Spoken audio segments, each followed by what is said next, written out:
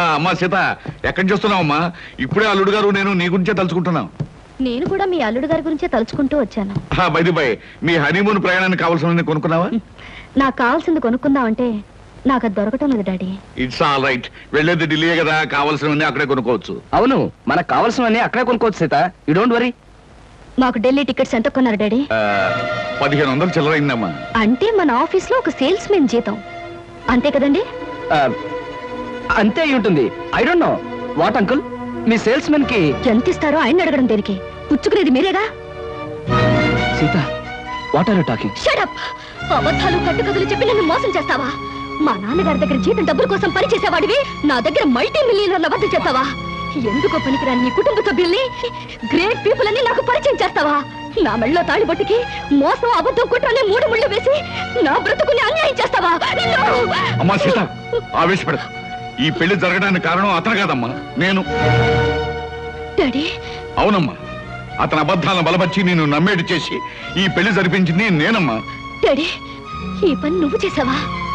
ఒక మగవాడు పెళ్లి కాని ఆడపిల్ల ఆస్తి చూసి, అందం చూసి అబద్ధాలతో మోసం చేశాడంటే దానికి అర్థం ఉంది.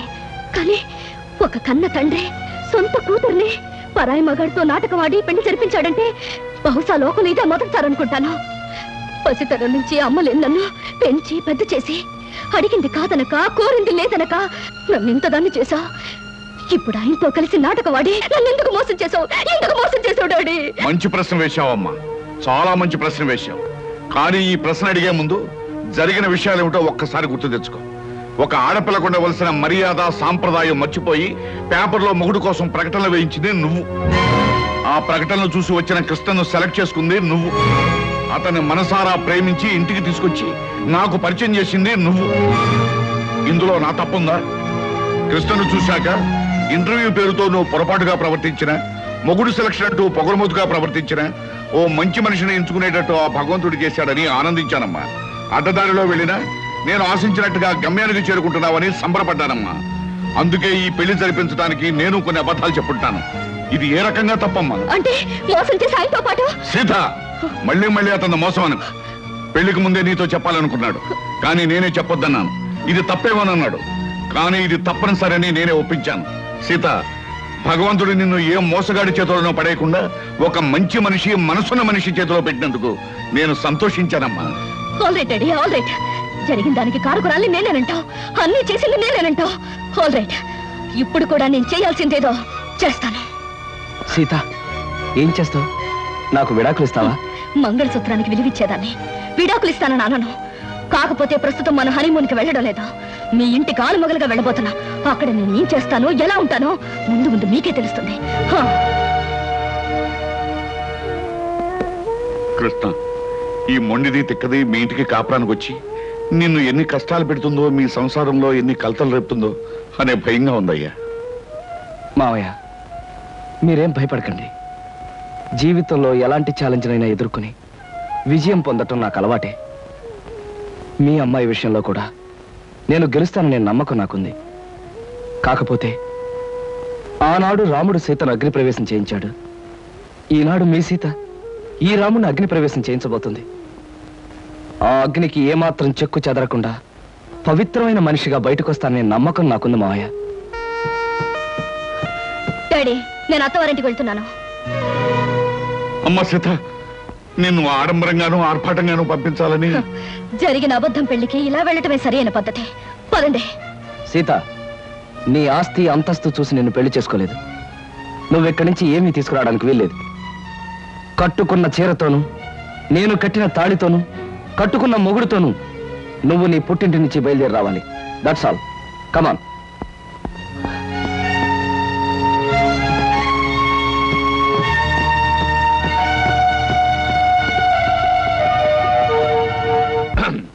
మా బాస్ చిరంజీవి ఇలాగే ఒక సినిమాలో ఫస్ట్ నైట్. అప్పుడు ఆపుతావా నీ గోలా? నేను వెళ్ళా? వెళ్ళు. 1 minute. Okay, thank you. వెళ్ళు.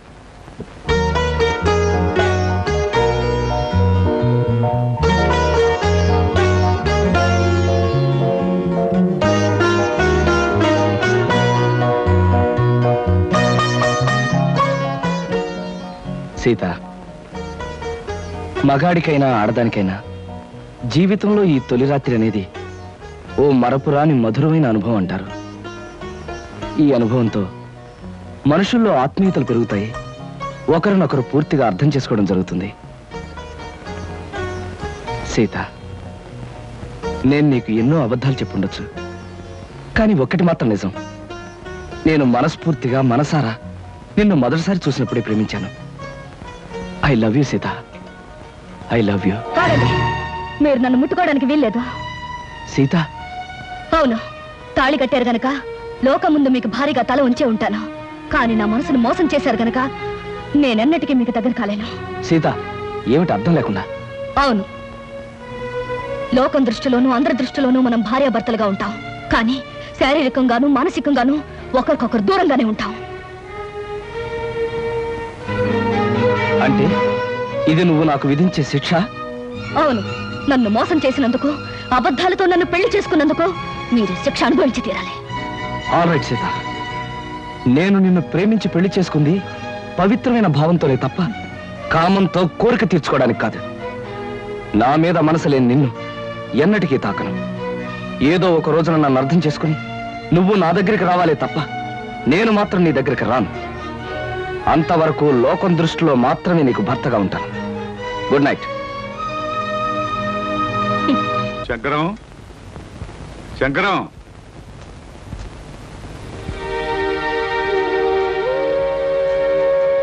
అమ్మా సీత, స్టవ్ మీద వేడి నీళ్ళు దించాయి.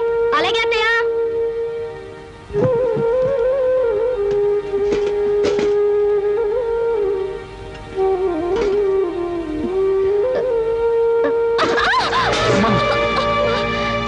ఏమిటమ్మా సీత, చేతులు కలియా? లేదు నాన్న, నా కర్మ ఇలా కాలింది. అవే మాటలమ్మా.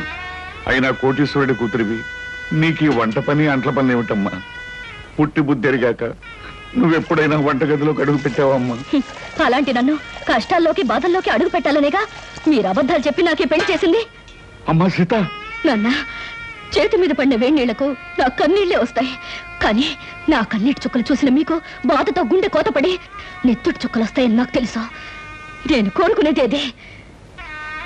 అమ్మా సీత, ఓ మంచి మనిషితో నీ పెళ్లి జరగాలని నేను తాపత్రయపడ్డానే తప్ప నువ్వో పని మనిషిలాగా అలవాటు లేని అడ్డమైన పనులు చేయాలని నేను కోరుకోలేదమ్మా. 2000 జీతంతో 6 మంది ఉన్న కుటుంబాన్ని పోషించే ఒక మధ్యతరగతి మనిషి ఇల్లాలు అన్ని పనులు చేసే తీరాలన్నా. ఇది నువ్వు కన్నబిడ్డకు చేసిన మహోపకారం. పార్వతి, పవిత్రమైన కళ్యాణి రాగం లాంటి వార్త తీసుకొచ్చానే. ఎక్కడ? అరే బావగారా, ఎంతసేపు అయింది వచ్చి? ఇదేమిటి ఇక్కడ నిలబడ్డారు? రండి కూర్చుందాం. రండి రండి కూర్చోండి. నమస్కారం అండి. నమస్కారం. బావగారు పళ్ళు తీసుకొచ్చారు. అన్నీ మీ అమ్మాయికైనా మరి మాకేమైనా ఉన్నాయా? నీకే బావగారు. పొద్దున్నే గుమ్మం తగిలి పడిపోయారని తెలిసింది. పలకరించి వెళ్దామని వస్తూ పళ్ళు తీసుకొచ్చాను. నానోయ్, గుమ్మం తగిలి పడితేనే బుట్టడు పళ్ళు పట్టుకొచ్చారు.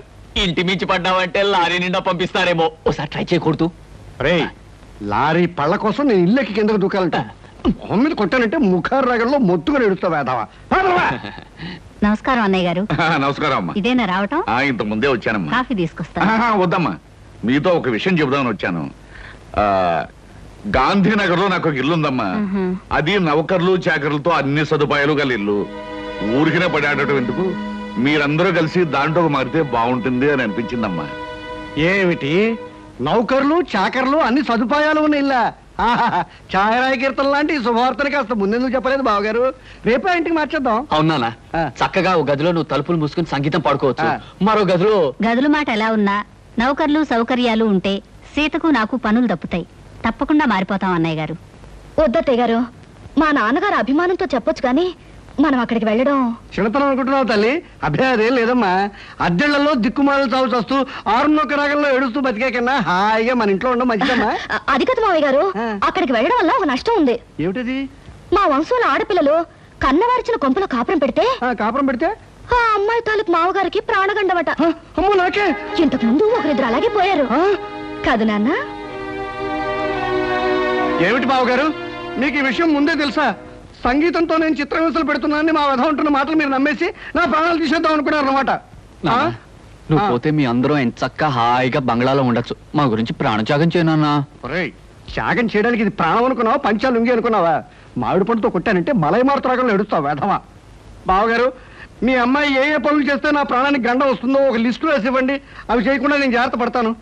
నాన్న, అభిమానంతో మీరు చేయబోయిన సహాయాన్ని వద్దన్నందుకు నన్ను మన్నించండి. నా నుదుటినిలా రాసి పెట్టినందుకు మేమంతా ఇక్కడే ఇలాగే ఉండాలి. కృష్ణ, అందరూ నిన్ను అదృష్టవంతుడని పొగుడుతున్నా, కానీ నీ మనసులో అగ్నిపర్వతం మండుతోందని నాకు తెలుసు. అమ్మాయి పంతం పట్టుదల చూస్తుంటే నువ్వు పెళ్లి వద్దు వద్దని చెప్తున్న అమ్మాయి నీకు ఇచ్చి పెళ్లి చేసి పొరపాటు చేశానేమో అనిపిస్తోంది.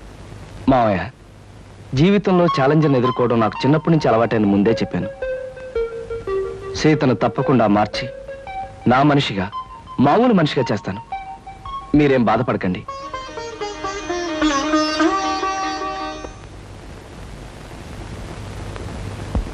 ఏమండి, ఇవాళ మన హౌస్ ఓనర్స్ వెడ్డింగ్ డే అట.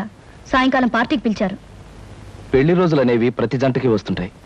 కాకపోతే కొంతమందికి సంతోషమైన రోజు, మరి కొంతమందికి విచారమైన రోజు. సాయంత్రం పార్టీకి వెళ్ళినప్పుడు వాళ్ళకి బహుమతి ఇవ్వాలి. ఈ 500 తీసుకెళ్ళి ఏదైనా కొనుక్కురండి. ఈ నెల ఇంటి ఖర్చులో ఇదొక ఎక్స్ట్రా అన్నమాట. అయినా ఈ మన్మధరావు వెడ్డింగ్ డే చేసుకోకపోతే దేశానికి ఏమైనా నష్టమా? సవ్యంగా పెళ్లి చేసుకున్న వాళ్ళకి వెడ్డింగ్ డే అనేది ఓ పండుగ లాంటిది. 4 గంటలకల్లా పార్టీకి వెళ్ళాలి. ఏదో ఒకటి తీసుకురండి.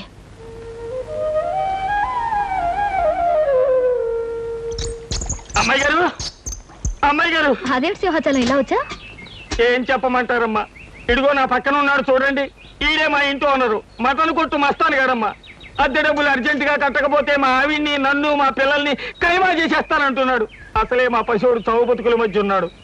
ముందాడికి మందులు ఎంచుకోవడానికి డబ్బులు చూసుకోవాలి, తర్వాత నీ సంగతి అంటే వినిపించుకోవటం లేదమ్మా. అదేమిటయ్యా వస్తాను. అవతల పిల్లాడి ప్రాణం మీదకి వచ్చిందంటే వినకుండా ఏమిటన్నది మాటలో? మాటలు కాదు అమ్మా, ఖచ్చితంగా వీడిని ఖాళీ చెయ్యి, కైమా కొట్టి వీడిని కొంప ఖాళీ చేయించేస్తాను. అమ్మా, వీడికి నచ్చ చెప్పడానికి చూసి ప్రయోజనం లేదు తల్లి. ఇప్పటికే వీడి మనుషులు సామానంతా బయట పారేసి చిందులు దొక్కేస్తూ ఉంటారు. నా పెళ్ళం బిడ్డను ఒళ్ళో పెట్టుకుని చావు బతుకుల మధ్య ఉన్నాడు అని ఏడుస్తూ ఉంటుంది. ఏం చెప్పినా వినకపోవడం వీడికి పుట్టుకతో వచ్చిన గుణమమ్మా. డబ్బులు ఇవ్వడం తప్ప మరో దారి లేదు తల్లి, మరో దారి లేదు. నువ్వంత బాధపడకు సింహాచలం. అతను అంత మనసు లేకుండా దుర్మార్గంగా మాట్లాడుతుంటే మనసున్న మనిషి ఎవరు చూస్తూ ఊరుకోలేరు. నీకెంత కావాలి? ఒక 500 అయితే మందుకి అద్దెకి. అయితే ఉండు, తెస్తాను. ఏమే, ఎలా ఉంది మన యాక్టింగ్? బ్రహ్మాండంగా ఉంది. నువ్వు తాగినంత పోయిస్తా గానీ ఆ కోపం చూపులు అలాగే ఉంచు. మీసం తిప్పు, లేకపోతే అమ్మాయి గారు కనిపెట్టేస్తారు. అచ్చా, ఇదిగో సింహాచలం 500. ఇతనికి ఇవ్వాల్సింది ఇచ్చి మీ అబ్బాయికి వైద్యం చేయించు. అమ్మా, వయసులో చిన్నదానివైనా నీ కాళ్ళకి దండం పెడతాను. పదరా దరిద్రుడా, లెక్క చూసి నీ డబ్బు నీ మొహాన్ని కొడతాను. వస్తానమ్మా. బాబు, అసలే పసివాడికి ఒళ్ళు బాగుండగా ఏడుతున్నాను. ఇప్పుడు అద్దె పేరు చెప్పి సామాన్లన్నీ బయట పారేసి అన్యాయం అయిపోతాను బాబు. నోరు మీవే. నాకు అద్దె డబ్బులు ఎగ్గొట్టి మీ ఆయన సొమ్ములన్నీ సీసాలు తగలేస్తుంటే నేను నోరు మూసుకుంటావాలా? ఈ ఒక్కరోజు గడివే ఉండి బాబు, రేపు మీ డబ్బులు మీకు ఇచ్చేస్తాను. అదేం కుదరదు, ఇప్పుడే ఇచ్చి తీరాలి. కృష్ణబాబు, కృష్ణబాబు. ఏమిటి మంగమ్మ, ఏం జరిగింది? 3 నెలలు అద్దె బకాయి పడిందని ఇంట్లో సామానంతా ఈదులో పడేస్తానండి పెద్ద మనిషి. 3 రోజులుగా బిడ్డ ఒళ్ళు అగ్గిలా కాలిపోతున్నా, ఆసుపత్రికి తీసుకెళ్ళడానికి కూడా డబ్బులు లేక బాధపడుతున్న దాన్ని. ఇప్పుడు ఈ అద్దె డబ్బులు ఎక్కడి నుంచి తెచ్చేయగలను బాబు? అవును, సింహాచలం ఏమయ్యాడు? వాడే సవ్యంగా ఉంటే మాకు ఇట్టండి కట్టాలి ఎందుకు వస్తాయి బాబు? కృష్ణబాబు, నా కాపురాన్ని మీరే నిలబెట్టాలి. నా బిడ్డ ప్రాణం మీరే కాపాడాలి బాబు, మీరే కాపాడాలి. బాబు వెళ్ళు. రండిరా. ఓయ్, ఆ సామానంతా లోపల సర్ది వెళ్ళండి. అలాగే. మంగమ్మ, ఇదిగో డబ్బు. ఇంటి ఖర్చులకి, కుర్రాడి హాస్పిటల్ ఖర్చులకి ఉంచు. మీరు నిజంగా దేవుడు బాబు. మంచి సమయానికి చల్లని మనసుతో వచ్చి మమ్మల్ని కాపాడారు. మీరు 1000 సంవత్సరాలు బతకాలి బాబు. సీత, సీత. ఏమిటండి ఇంత ఆలస్యంగా వచ్చారు? బహుమతి ఏం తీసుకురాలేదా? లేదు సీత, అనుకోకుండా ఓ సంఘటన ఎదురైంది. మన సింహాచలం లేడు, ఇంటి వల్ల డబ్బు ఇవ్వలేదని వాడి సామాన్లన్నీ బయట పారేశాడు. ఓ పక్క పిల్లాడికి ప్రాణం మీదకొచ్చి మందులు ఇప్పించడానికి డబ్బు లేక ఆ తల్లి ఏడుస్తుంది. ఆ పరిస్థితి చూస్తే నాకే కళ్ళలో నీళ్లు తిరిగాయి. అసలు ఒక డబ్బున్న వాడి పెళ్లి కానుకి ఖర్చు పెట్టడం కంటే ఓ పేదవాడి బ్రతుకి ఖర్చు పెట్టడం మంచిదని చెప్పి ఆ డబ్బు వాళ్ళకే ఇచ్చేశాను. చాలా అద్భుతంగా ఉంది మీ అబద్ధం. ఏమిటి సీత, ఏమిటి నువ్వు అనేది? ఏమీ తెలియనట్టు నటించాలని చూడకండి. నాకంతా తెలుసు. పొద్దున్నే సింహాచలం వచ్చి నా దగ్గర పరిస్థితి అంతా చెప్పి 500 తీసుకెళ్లాడు. ఆ విషయం తెలియక తమరు తెలివిగా అబద్ధం ఆడాలని చూశారు. అదిగా సీత నేను చెప్పేది. చెప్పడానికి ఏముంది? అబద్ధం మీద అబద్ధం తప్ప. మన పెళ్లి జరిగాక మీరు మారారనుకున్నాను, కానీ ఇప్పుడు అర్థమైంది మీరు మారలేరని. అది